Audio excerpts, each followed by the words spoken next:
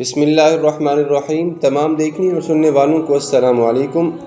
محترم سامعین، آج کی ویڈیو میں ہم بات کریں گے حضرت مصعب بن عمیر صحابی رسول صلی اللہ علیہ وسلم کے بارے میں۔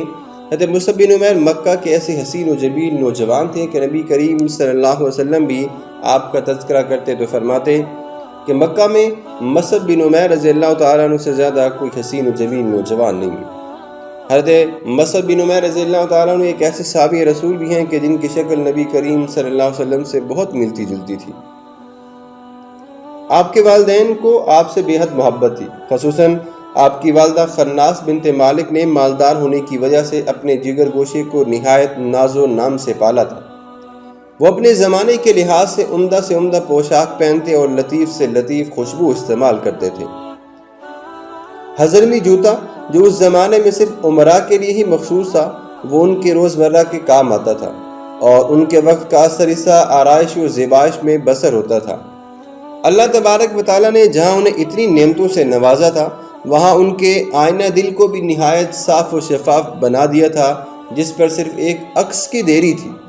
چنانچہ مکہ میں توحید کی صدا بلند ہوئی اور نبی کریم صلی اللہ علیہ وسلم نے لوگوں کو امر بالمعروف اور نہی عن المنکر کی دعوت دی تو یہ بھی شرک اور بت پرستی سے متنفر ہو گئے اور آستانِ نبوت پر حاضر ہو کر اسلام کے جانبازوں میں داخل ہو گئے۔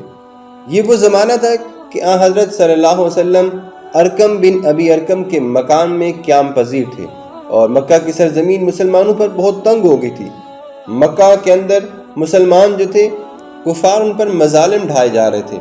حضرت مصعب بن عمیر رضی اللہ تعالیٰ عنہ یہ سب کچھ اپنی آنکھوں سے دیکھتے تھے اور وہ یہ بھی جانتے تھے کہ ان کی ماں اور ان کے اہل خاندان نبی کریم صلی اللہ علیہ وسلم اور آپ کے پیغام کے اس قدر دشمن ہیں کہ اس کو ایک لحظہ کے لیے بھی یا ایک لمحہ کے لیے بھی برداشت نہیں کر سکتے۔ لیکن نیکی کی رغبت اور بدی سے نفرت نے انہیں ہر چیز سے بے نیاز کر دیا اور وہ زندگی کی حقیقی مقصد کو جان کر اس کے حصول میں بھی لگے۔ محترم سامعین، آپ کو یہ بھی بتاتے چلیں کہ مصعب بن عمیر رضی اللہ تعالیٰ عنہ یہ وہ واحد صحابی رسول ہیں کہ جن کے اسلام لانے کی وجہ سے آپ کی والدہ نے آپ کے تن سے کپڑے تک بھی لے لیے تھے۔ حضرت مصعب بن عمیر رضی اللہ تعالیٰ عنہ بہترین امت میں داخل تو ہو گئے، لیکن کفر و شرک کی بے پناہ یلغار کے باعث ایک عرصے تک انہیں اپنے اسلام کو پوشیدہ رکھنا پڑا اور وہ چھپ کر نبی کریم صلی اللہ علیہ وسلم کی خدمت میں حاضر ہوتے اور اسلامی تعلیمات حاصل کرتے رہتے۔ یہ سلسلہ کئی عرصے تک یوں ہی چلتا رہا۔ ایک روز کا واقعہ ہے کہ عثمان بن طلحہ نے جو اس وقت تک ابھی اسلام نہیں لائے تھے، انہوں نے نماز پڑھتے دیکھ لیا اور جا کر ان کی ماں اور ان کے اہل خاندان کو خبر دے دی۔ بس پھر کیا تھا، ماں اور خاندان والوں کی ساری محبت نفرت میں تبدیل ہو گئی، سارے ناز و نام ختم ہو گئے اور مجرم توحید کو قید و تنہائی کے مصائب و آلام کے حوالے کر دیا گیا۔ حضرت مصعب بن عمیر رضی اللہ تعالیٰ عنہ ایک عرصے تک تمام اذیتیں برداشت کرتے رہے۔ نرم و نازک لباس میں ان کے لیے کوئی جاذبیت تو نہ تھی، انواع و اقسام کے کھانے ان کی نظروں میں بالکل بیکار ہو گئے، ہیچ ہو گئے۔ نشاط افزا اطریات کا شوق ختم ہو گیا اور دنیاوی عیش و تعنم اور مادی اسباب و وسائل سے وہ بالکل یکسر بے نیاز ہو گئے۔ اب ان کے سامنے صرف اور صرف ایک ہی مقصد تھا۔ یہ وہ مقصد تھا جسے جلوہ توحید نے ان کے دل میں روشن کر دیا تھا اور تمام فانی ساز و سامان سے بے پرواہ کر دیا تھا۔ حضرت مصعب بن عمیر رضی اللہ تعالیٰ عنہ اب زندان تنہائی سے تنگ آ گئے۔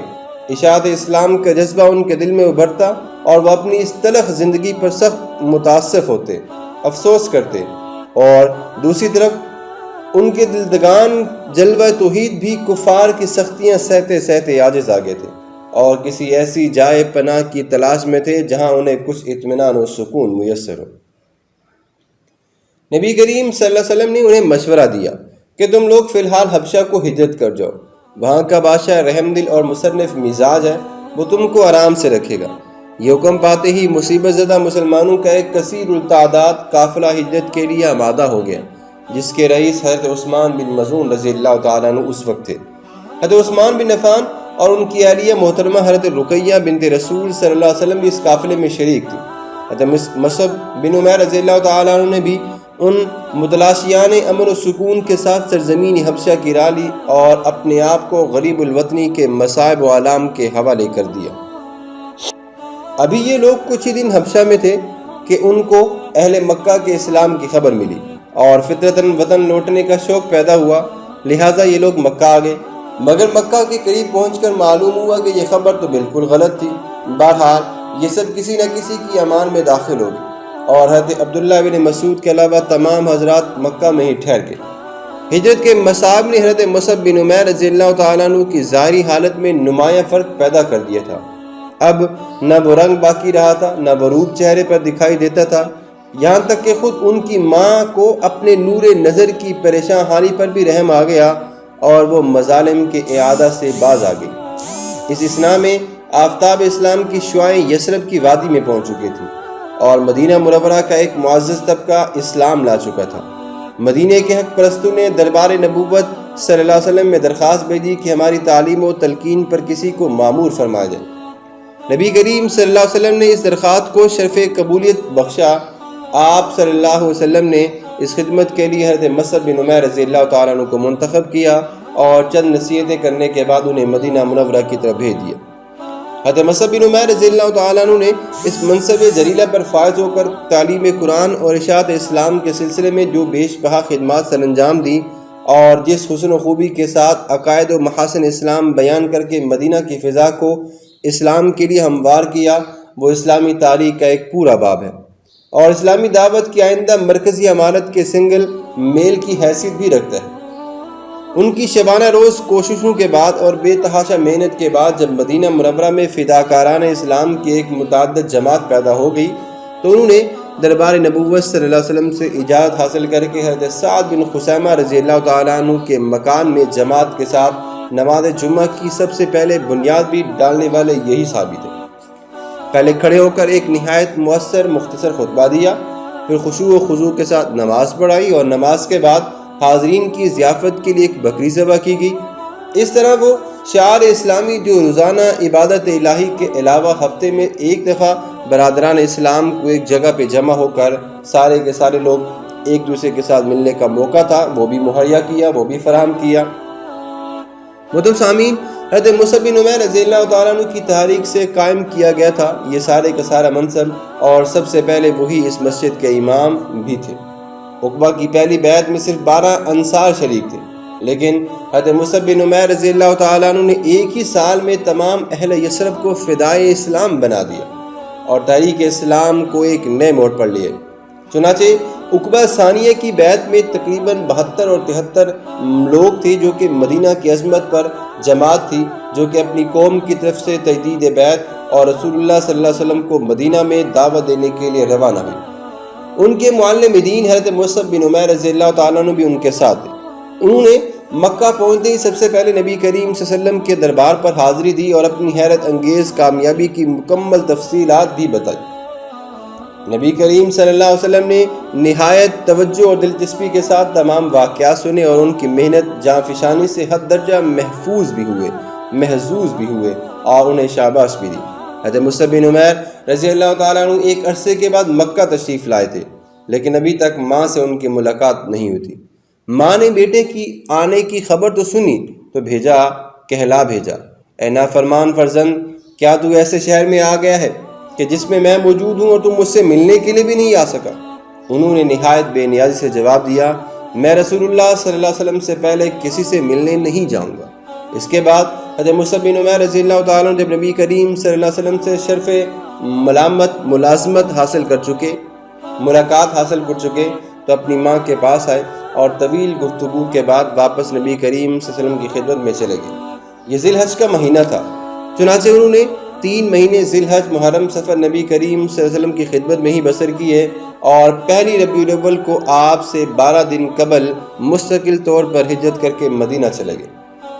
2 ہجری سے حق و باطل، کفر و اسلام و نور و ظلمت میں خونریز معرکوں کا سلسلہ شروع ہوا اور کفار کے فساد اور بدامنی اور بغض و عداوت اور تعصب اور تنگ نظری کی آگ کو فرد کرنے کے لیے اللہ تبارک و تعالیٰ نے مسلمانوں کو حکم دے دیا کہ حج کے لیے نکل پڑو۔ اذن للذین یقاتلون بانہم ظلموا وان اللہ علی نصرہم لقدیر۔ حضرت مصعب بن عمیر رضی اللہ تعالیٰ عنہ بھی عرصہ دعا میں نکلے اور اس شان سے نکلے کہ غزوہ بدر میں مہاجرین کی جماعت کا سب سے بڑا پرچم آپ کے ہاتھ میں تھا۔ آپ نے میدان فساد کی طرح یہاں بھی اپنے نمایاں جوہر کا اظہار کیا اس کے بعد غزوہ احد پیش آیا تو اس میں بھی آپ نے علمبرداری کا تغمہ اٹھائے، آپ کو ہی شرف ملا۔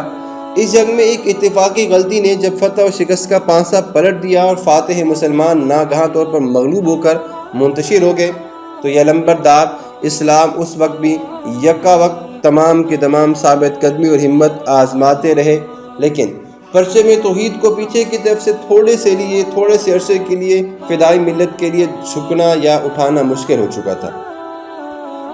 غرض اسی حالت میں مشرکین کے ایک خیل سوار ابن کیمیہ نے بڑھ کر تلوار کا وار کیا، جس سے آپ کا داہنا ہاتھ شہید ہو گیا، لیکن آپ نے بائیں ہاتھ میں فوراً علم کو پکڑ لیا۔ اس وقت آپ کی زبان مبارک پر یہ آیت مبارکہ جاری تھی، وَمَا مُحَمَّدٌ إِلَّا رَسُولٌ قَدْ خَلَتْ مِن قَبْلِهِ الرُّسُلُ، سورہ آل عمران۔ ابن کیمیہ نے پھر دوسرا وار کیا تو آپ کا بائیں ہاتھ بھی شہید ہو گیا۔ اس طرح دشمن نے پھر آپ پر تلوار سے وار کیا اور اس زور سے آپ کو نیزہ مارا کہ آپ کے سینے میں وہ نیزہ چلا گیا۔ آپ پھر بھی آیت مبارکہ کا ورد کرتے رہے اور اسی حالت میں آپ ہمیشہ کے لیے ابدی نیند سو چکے تھے۔ یہ صورتحال دیکھ کر ان کے بھائی ابو الدوام بن عمیر آگے بڑھے اور لوائے توحید کو سنبھالا، پہلے کی طرح رکھا اور آخر وقت تک شجاعانہ مدافعت کرتے رہے۔ جب جنگ ختم ہو گئی اور کچھ لشکر کفار اپنی موہوم فتح کے غرور و باطل میں بدمست ہو کر واپس آ گیا تو نبی کریم صلی اللہ علیہ وسلم حضرت مصعب بن عمیر رضی اللہ تعالیٰ عنہ کی لاش کے قریب تشریف لائے۔ آپ نے کھڑے ہو کر پہلے ہی تو یہ آیت مبارکہ تلاوت فرمائی، من المؤمنین رجال صدقوا ما عاہدوا اللہ علیہ، اہل ایمان میں سے چند آدمی ایسے ہیں جنہوں نے خدا سے جو وعدہ کیا تھا اس کو سچا کر دکھایا۔ پھر لاش سے مخاطب ہو کر آپ نے فرمایا، میں نے تم کو مکہ میں دیکھا تھا جہاں تمہارے جیسا حسین و جمیل کوئی نوجوان نہ تھا، لیکن آج دیکھتا ہوں کہ تمہارے بال الجھے ہوئے ہیں اور جسم پر صرف ایک چادر ہے۔ بے شک خدا کا رسول گواہی دیتا ہے کہ تم لوگ قیامت کے دن اللہ تبارک و تعالیٰ کی بارگاہ میں حاضر رہو گے۔ اس کے بعد نمازیان دین ان تمام کو حکم ہوا اور پھر تمام نے آخری زیارت کر کے سلام بھیجا اور آپ نے فرمایا، قسم ہے اس ذات کی کہ جس کے ہاتھ میں میری جان ہے کہ روز قیامت تک جو کوئی ان پر سلام بھیجے گا وہ اس کا جواب دیں گے۔ اللہم صلی وسلم علیہم۔ مسلمانوں، یہ وہ زمانہ تھا کہ مسلمان نہایت تنگ دستی کی زندگی گزار رہے تھے اور غربت و افلاس کے باعث شہیدان ملت کے لیے کفن تک میسر نہ تھا۔ محترم سامعین، حضرت مصعب بن عمیر رضی اللہ تعالیٰ عنہ کی لاش پر صرف ایک چادر تھی، جس سے سر چھپایا جاتا تو پاؤں ننگے ہو جاتے، پاؤں چھپاتے تو سر ننگا ہو جاتا۔ نبی کریم صلی اللہ علیہ وسلم نے حکم دے دیا کہ سر مبارک کو ڈھانپ دیا جائے۔ اس کے بعد آپ کی تدفین کی گئی۔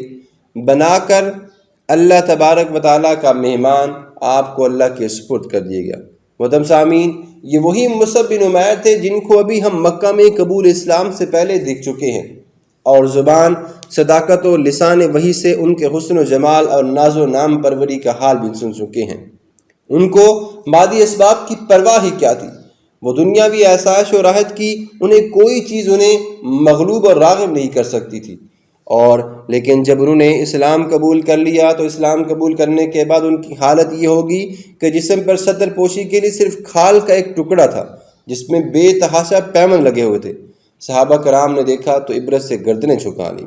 نبی کریم صلی اللہ علیہ وسلم نے فرمایا، الحمدللہ، اب دنیا کی تمام اہل دنیا کی حالت بدل جانی چاہیے۔